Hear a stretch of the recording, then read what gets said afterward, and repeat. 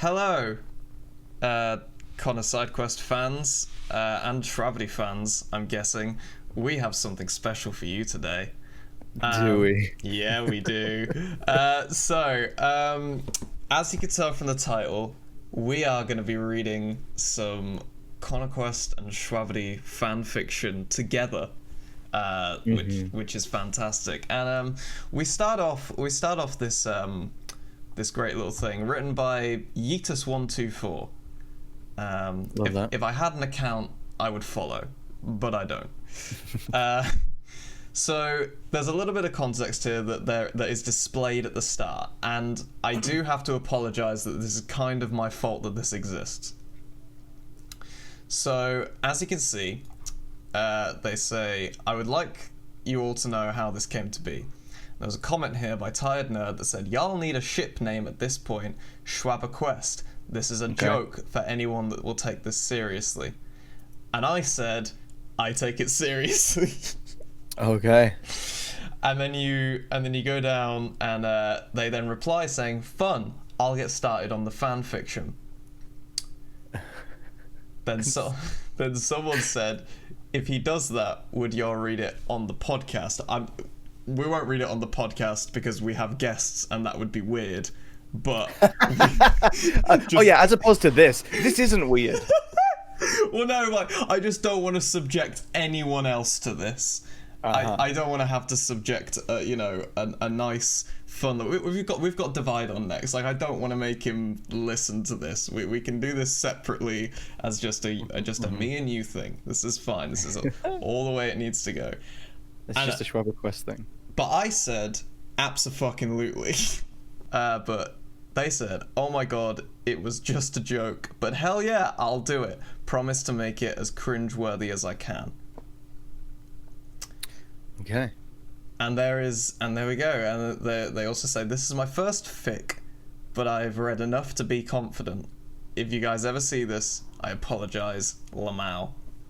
Lamau, indeed. So continue reading to the next part, and I assume this is where the story begins. Yes, this is where the story begins. Right, okay, so just to clarify, both of us are going into this completely blind. Oh, yeah. Oh, 100%. Okay. I got this link, and I just instantly was like, this has to be I can't read any of this. Like, I have to go into this completely, but we have to, like, just read this fresh together. Reaction. Yeah, okay. Okay, continue reading to next part. Okay. Alright, here's my logo. Yay.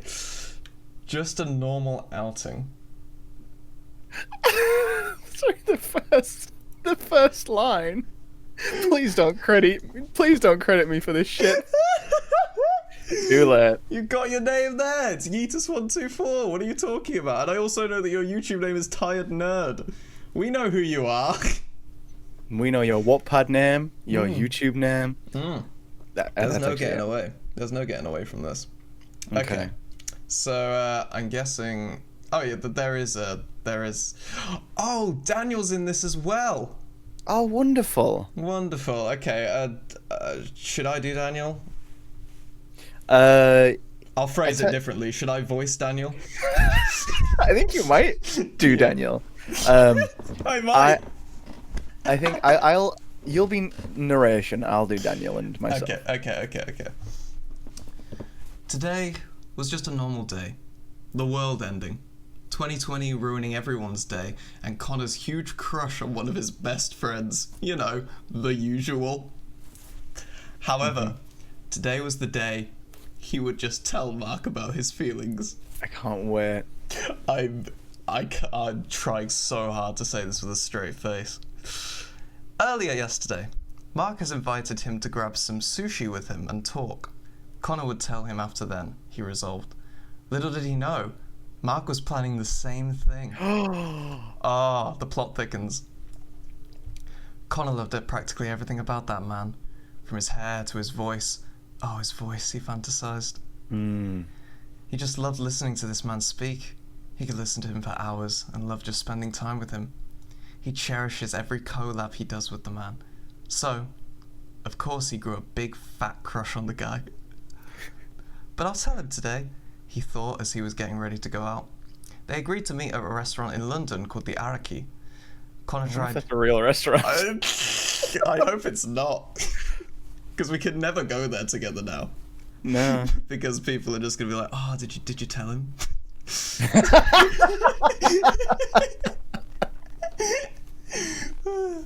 Alright.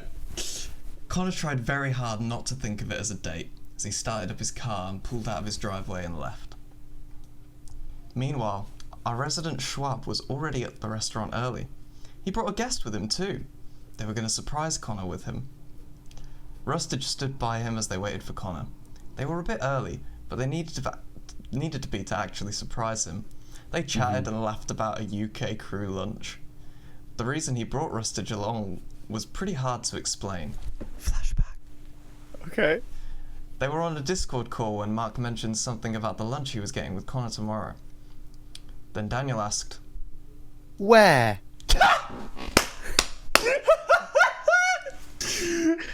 That's the Daniel impression.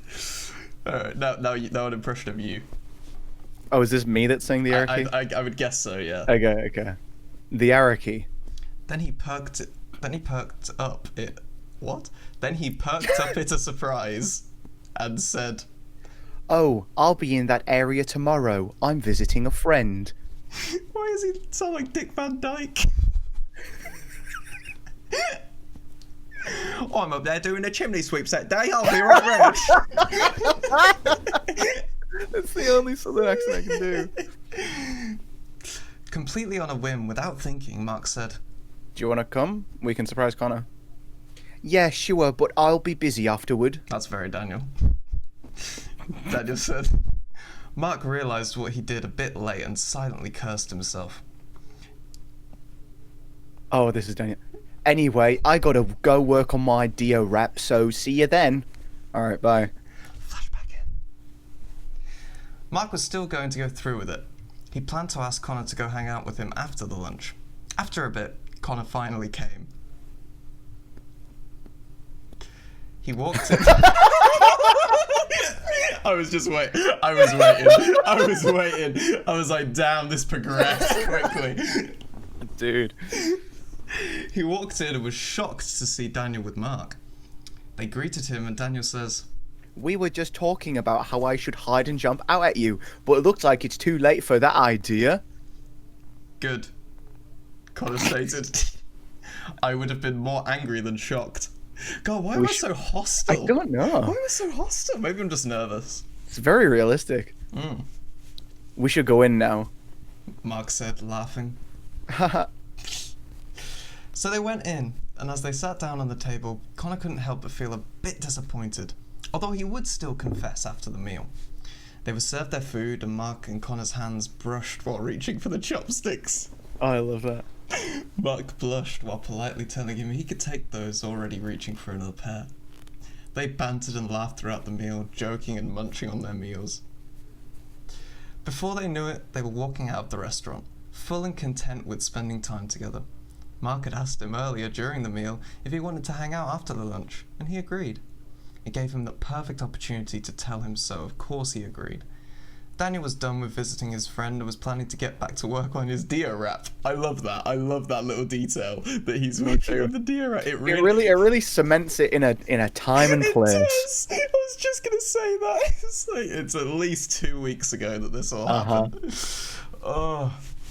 They parted ways and Connor and Mark made their way to Connor's car. Rustage was Mark's original ride that they had already planned this.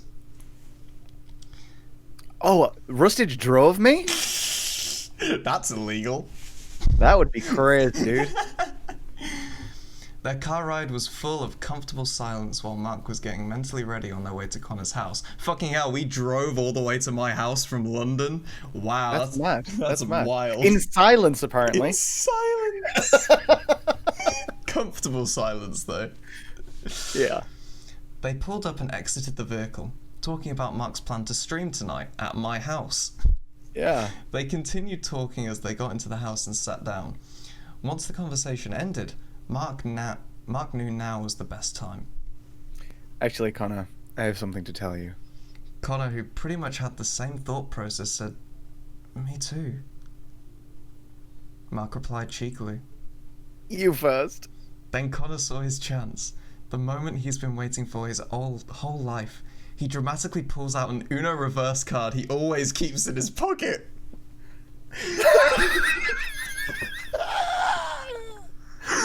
How did they know? How did they know I always keep an Uno reverse card in my back pocket? That's insane. That's such a cool detail. They both burst out laughing. And Mark says, "Were you waiting for that? What are the odds? Oh my god." Connor just continued to laugh. Fine, you got me. Oh, fine, you got me. Mark said as they were both coming down from that moment. Mark took a deep breath and just went for it before he could back out. "Connor, I really love you. As in, I've had a crush on you for a while." He said nervously but sincerely.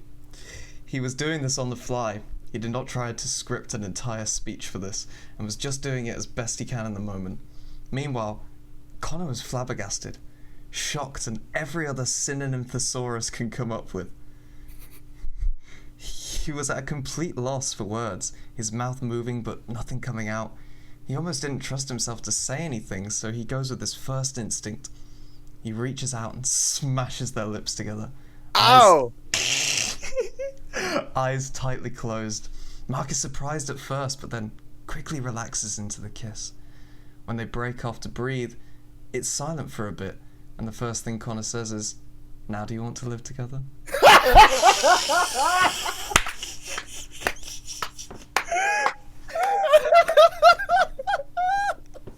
That's so good. End. Oh my god. Tied it into the podcast. That's so good. Oh. I can't believe I just made this. I can't go over and read this to look for mistakes or anything without being like, I really wrote this. What the fuck, you degenerate, to myself. All I can say is I tried. You're welcome. I still can't fucking believe that I made Captain Rustage third wheel. Once I got the idea, there was no turning back. I'm so sorry, but also, if they do see this, Rustage will know. Fuck. Welp. These guys are absolutely amazing. Go fucking check them out. They are criminally underrated and amazing. I will forever love them, yada yada. I'm not going to rant more than I already have. Please don't hate me or credit this random account I made for this because you guys don't need to know what I read. Lamau, thanks for reading. Thank you. Thank you, Yeetus124. Yeah. This was fantastic. Why does it say to be continued at the bottom? Does it fucking actually? Yo. Part 2. Yo. Part 2. Is there gonna be? Are we gonna run into like some kind of like slice of life novel about us fucking living together? Oh my gosh, and the drama that comes with that? Oh god, the drama. Incredible. Well, that was cute. That was. I enjoyed that. I enjoyed that a lot. I love how hostile you were. I know. When you realised Rustage was going to third wheel us, you were like, I was so angry. What is he doing here? I was so angry. Wow. Well, thank you so much for sharing that with me. Yeah, you're welcome. I was super excited when I saw it. Gotta say, our first piece of fan fiction, a lot better than Rustage's first piece of fan fiction. I heard about that one. I didn't watch it, but I heard it. In which all of his friends gathered around him and desperately tried to make him not kill himself. Jesus Christ. Yeah. As opposed to ours, where we just settle into a loving relationship. Yeah, fantastic. That's the mutual fan fiction we want. Yeah. Yeah. It was a very consensual. mutual relationship. I love that. Yeah. Fantastic. Right, well, thank you everyone for watching, and I guess we'll see you in the podcast that's coming out next week. Hell yeah. Bye-bye. Bye.